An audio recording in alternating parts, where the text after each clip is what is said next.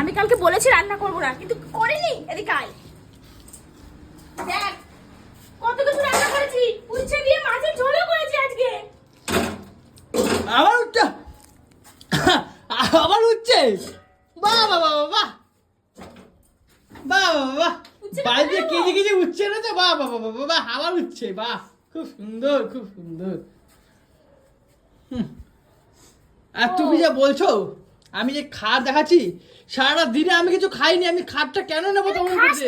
আমি তো রান্না করে রেখেছি। এবার কি তোকে ঝিনুক বাটি দিয়ে খাওয়িয়ে পর্যন্ত আমি দেবো?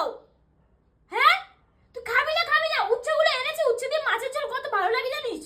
সারা দিন আমি কিছু খাইনি, আমি কেন তোমার বদলা নেবো? আমি কারোর সাথে কোনো কথাই বলবো না। আমারই বাপ কারোর সাথে কথা বলে না। তুই যে এবার কে ফেললো বলো তো শুনু? তোর বাবা আর তোর মা আর তুই হাততালি দিচ্ছে কেন? তাই কি সব কথাবার্তা কয়।